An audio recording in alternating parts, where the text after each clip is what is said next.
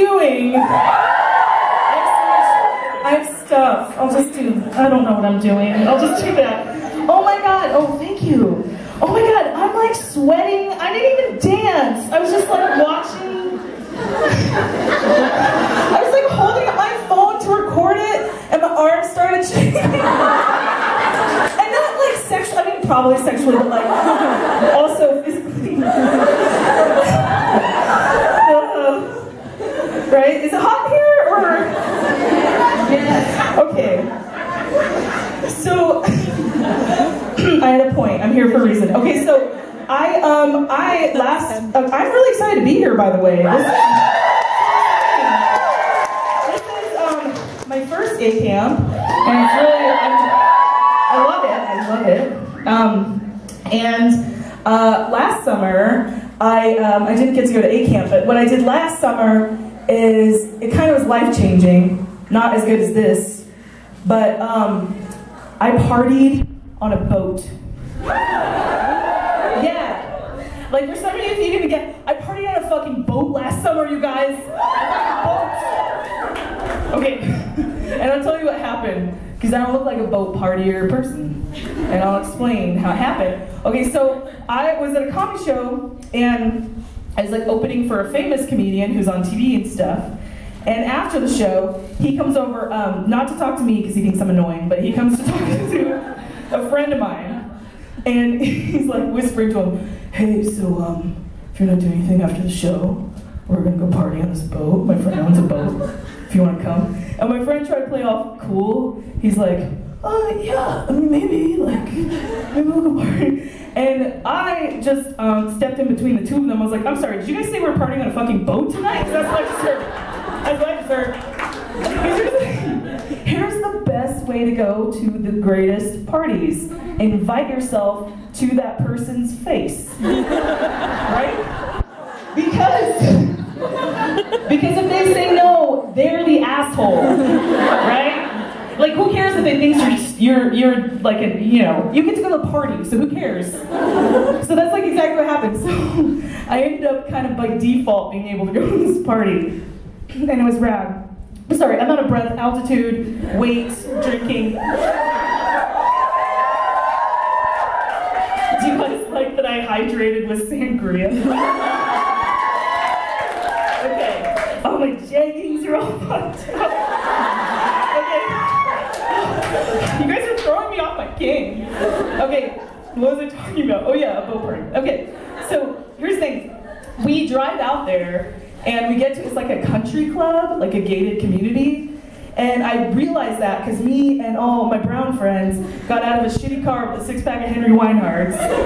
And a white, like, old security guard immediately started following us behind on the golf cart, just to the security gate, like to make sure we knew the code. But here's the thing, like, okay, Vernon, like, we're obviously those people, right? But we're also not the kind of people that would waste beer and gas money on a possibility. Like, we know where we're going tonight, right? It's like 1 a.m. We got so many options, we all know when last call is in Washington State. So, anyway, so we get, and we're walking down the marina, or whatever it's called, we're walking down, and all the boats are like gorgeous. So of course I'm like, our boat better be fucking beautiful. And we get to it, and it's a yacht. It's like a hip-hop rap music video yacht. Like, it's huge. It's just like white and clean and expensive. So like, I'm getting on the boat like, oh my God. And then I realized no one else is doing that. So then I have to remind myself, like, oh yeah, don't act poor on the boat. You know, where you're just like, don't be like too excited about anything, but is that Grey Goose? What kind of person? Like, but don't be too impressed. Is that a waterbed here on the water? What is the pure decadence in here? I can't handle it. But actually, none of those reasons are the reasons I had to leave the boat party.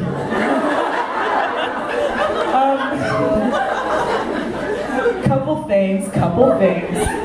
First, I kind of hung out downstairs. Everyone hung out, because like everyone's hanging out upstairs, like where they, like a captain's helm, where they drive the boat. You know what I me talking about racism being cool, right? I'm like downstairs, like just drunk, because that's how I live my life. Touching everything expensive. Right? Love it.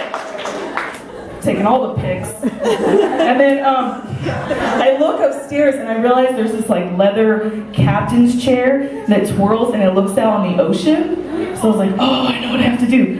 So I ran up the stairs and then got in the chair and twirled it and just kept saying, make it so! Engage! Thank you! You guys, everyone upstairs did not think it was as funny as me. They were like, who the fuck invited her? Like, why is she? But actually that is not the reason I had to leave the boat party. The reason is because when I was downstairs, I was left alone with a snack tray. Which, okay. It was a coffee table with unattended food, but I called it my snack tray. And what happened was, this party, by the way, because it was a rich party, was catered by the deli section of Whole Foods. And I don't know how you guys feel about Whole Foods, but to me that's fucking like crazy rich, you know, so I was so stoked. So everyone's upstairs. What happened is my roommate came downstairs and found me like half passed out on the couch, covered in quinoa. And just like hand spooning orzo salad in my face. Like, look away! And that's when we have to leave. You know. But I feel like it enriched my life. And I mean, I looked really rich in all them Instagram pics I took. So it was cool. By myself on a boat. It was great. I'm pretty sure this is real leather. What? Instagram hashtag, I don't know what you hashtag leather couches on a yacht, but good times. So yeah, that was fun. I don't think this is gonna be a shocker to anyone. I was a weird kid growing up. I was very weird.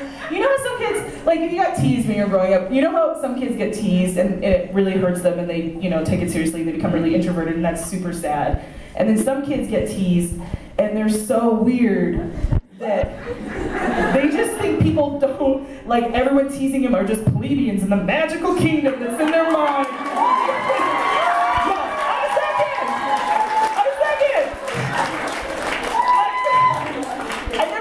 I never got why people were teasing me. Like, people would come up and be like, hey, Elicia, here's some garbage, you wanna eat this garbage? And I'd be like, a curse on both your houses! And they'd be confused, like, did it work? Is she crying? Or kids would be like, hey, Elicia, you're pretty dirty. Do you never, like, bathe? You're really dirty. Because they're really clever kids. And I'd just be like, I hate you with the white hot intensity of 1,000 suns. Which I wish was like a cool quote from like Lord of the Rings, but it's actually a quote from Cheers. Because, which I used a lot as a child. Because I was like a real nerd when I was a kid. Like I read comic books, I played video games. I was the youngest mage in my D&D campaign. Right? So I was that kind of nerd, but I also was the kind of nerd that always smelled like Cool Ranch Doritos and corn nuts, even if I wasn't eating them. You know? Also gross nerd. That kind of thing. But yeah, no, I got teased often and it never made sense to me. I just assumed that all the kids were just jealous because they knew that I was adopted but biologically the daughter of King Triton of Atlantis. You know?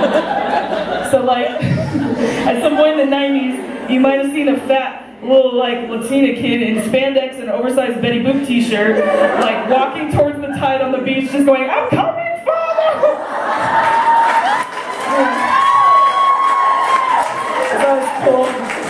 That's cool. But that's the thing, I loved, here's the other unfortunate thing. I was a fat kid.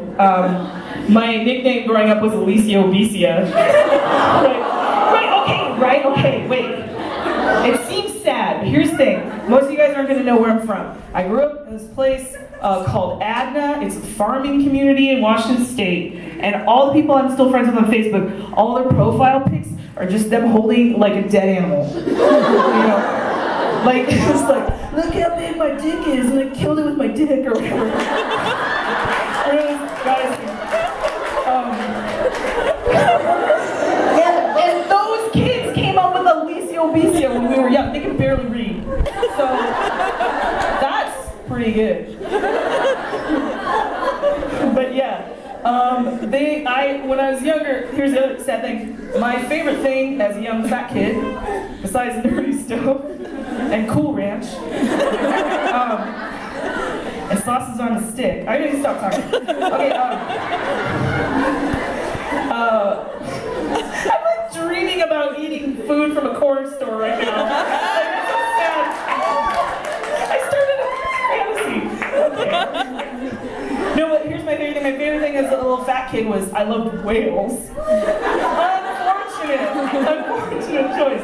But also, you know how like hip people like to wear them old t-shirts with a wolf on a rock? You know? But everyone forgets about those ones with like the whale and the dolphin and the ray of light from God. You know?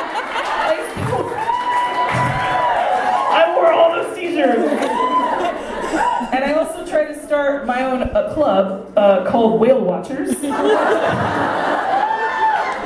Right? Because I put my mom's diet plan and my love of whales together. It's like, how can anyone make fun of this? It was perfect.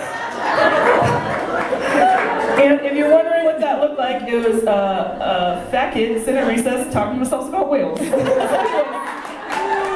But the kids, like, they knew obviously that I loved whales. So sometimes they would run by me at recess, and if I was near a mud puddle, they'd push me in the mud puddle, and they'd yell, "Free Willy!" and run away. Which is really sad. But like I said before, right? So I'd be like down there with my face in mud and shit, and I'd just be like, God, I love that movie. Yeah. Cool kid. My older sister was really popular because she like learned how to suck dicks young, and so she was. No, she's not here. It's fine.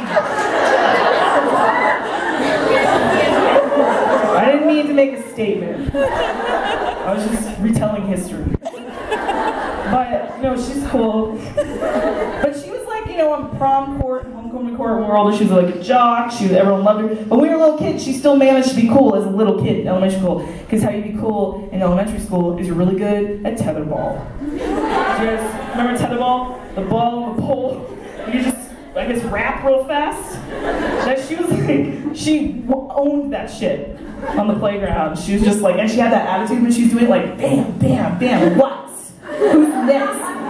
And so my dad built her a tetherball in our backyard, which was just like a big log and then a rope with a ball. And where I lived, which was super poor, that was like the people with the pool. So everyone like came over for the tetherball. But here's the thing, like I said, my sister was cool. I was weird. I was an embarrassment to her. So unfortunately, her tetherball was right next to my pet cemetery. Let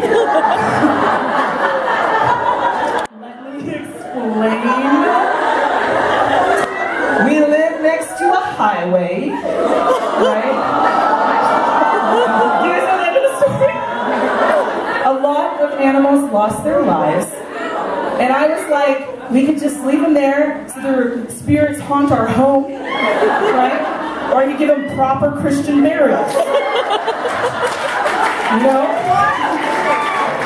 So, I buried them, put little sticks next to them, put their made-up names, like carved in sticks or wrote in with Sharpie, depending on my mood. And I made a little sign that said, Alicia's Pet Cemetery. And whenever my sister would bring her cool friends to go play tetherball, she'd be like, oh God, don't look at my sister, just walk. Because I'd be like digging a hole. And if they came here, I was like, you're walking upon sacred ground!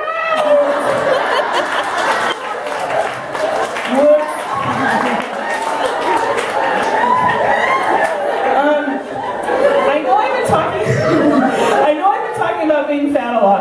Here's the thing. Surprise, I'm fat.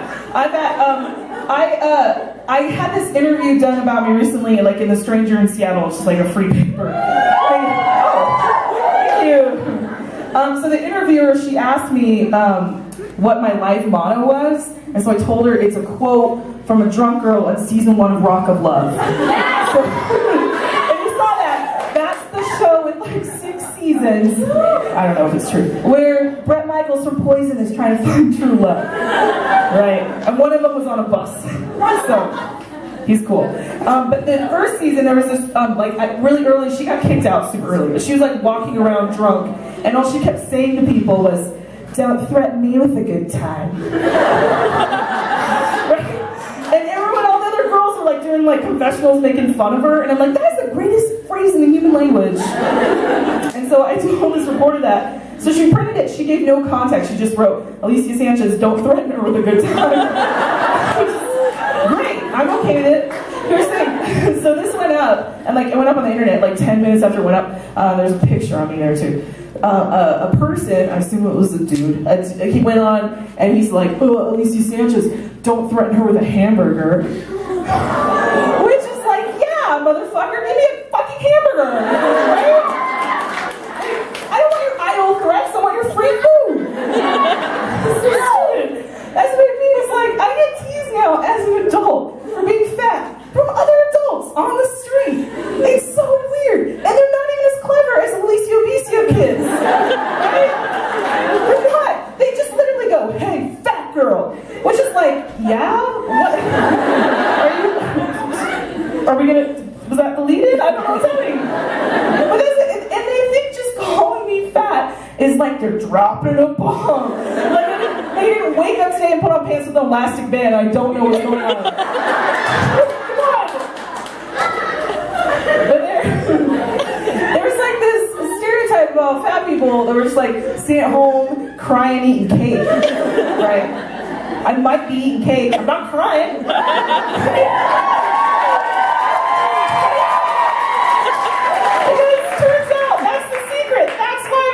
Because I love eating food.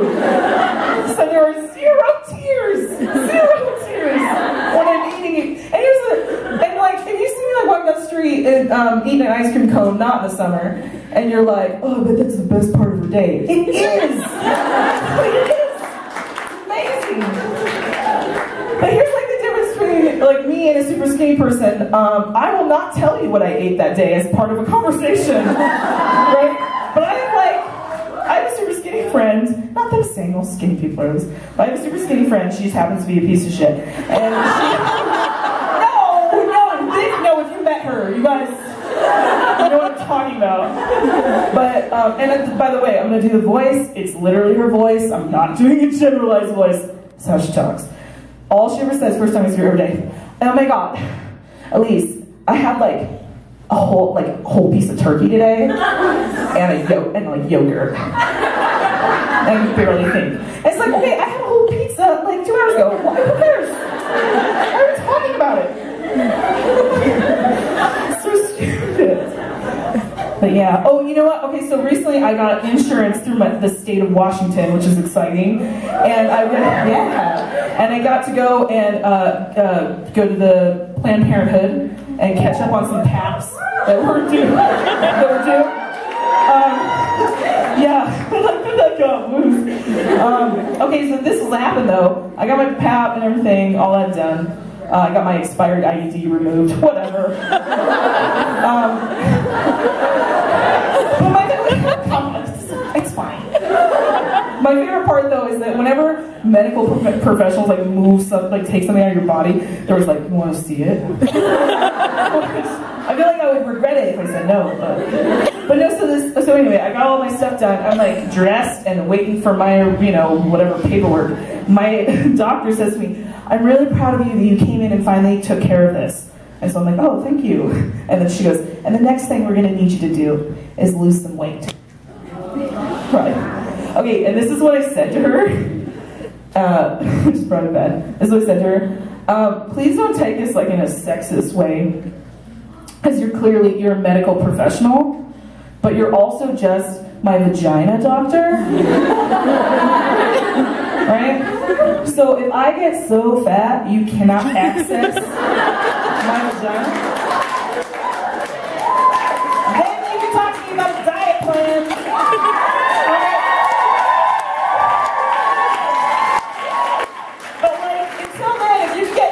tell me whether or not I have cancer. Our business is through here, man. That's all. Okay. Anyway, sorry I get tired of my vagina. That was pandering. I pandered so you guys would move. Just kidding. Besides really awesome gigs like this, which just is really exciting, there's another thing that I do regularly in Seattle. It's called Crypticon. And you're like, what the hell is that? It's Seattle's annual horror festival that happens at a Hilton near the airport. Yeah. And I do stand-up comedy there every year. And it's great, because I love horror movies, I love horror things, so that's why I got roped into it. But there are some real fun things about it, other than finding out that there are shitty Hiltons, which is cool.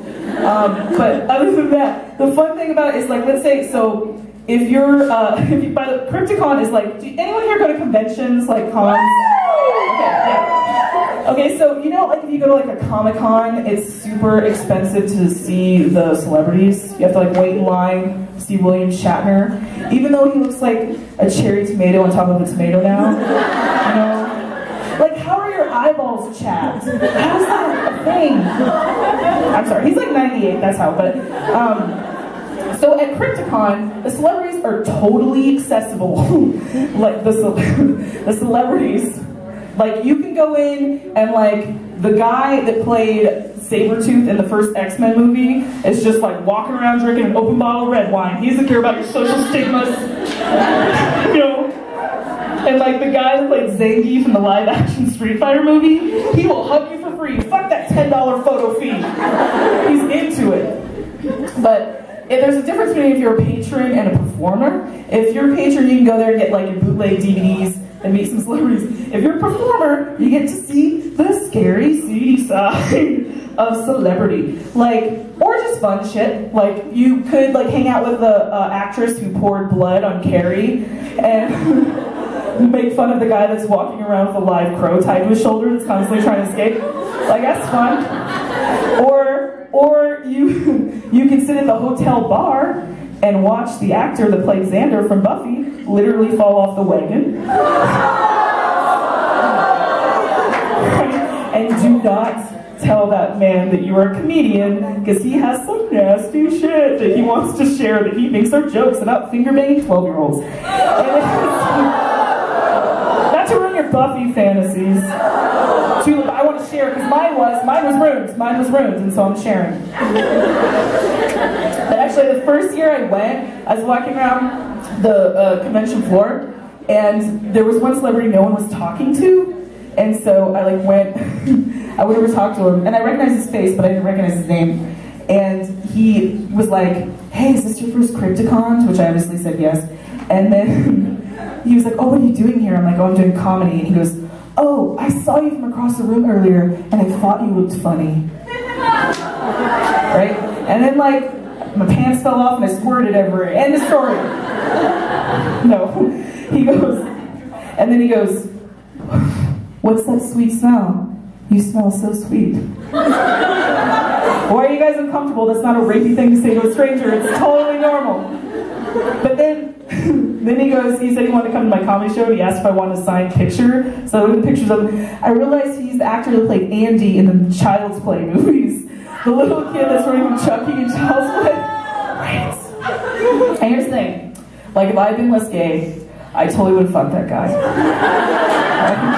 Because here's the thing. How many times can you watch Child's Play with your friends and say, I totally fucked that kid? Sometimes it's worth it. Sex is worth the sadness sometimes. You guys, so I came here to teach you. Okay, I need to leave, but I'm going to tell you one last thing. I feel like this is an accomplishment. Mostly people don't. I've only been kicked out of one bar in my life. So, that's good. Right, okay. Most people are like, one's too many, and you're right. But I feel good about it. But people clap when you say you're like married, which is like, to me, not an accomplishment. That's whenever comedians say I'm married, people are like, woo! It's like, whatever, I've done it twice, it's not a big deal.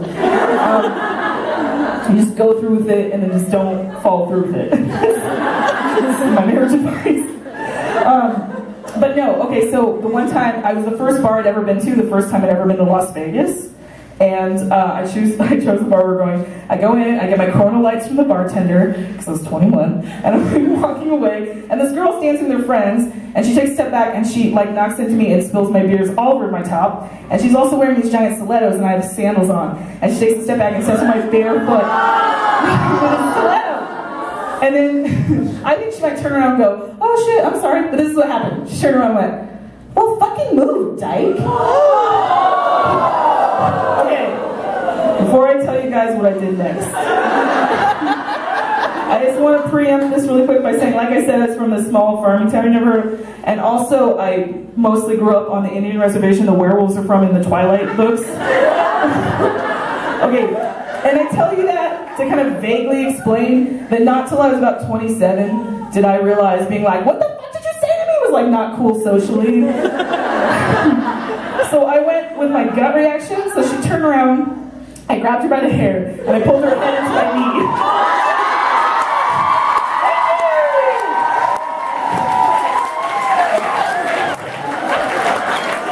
Oh man, we're gonna have fun tonight.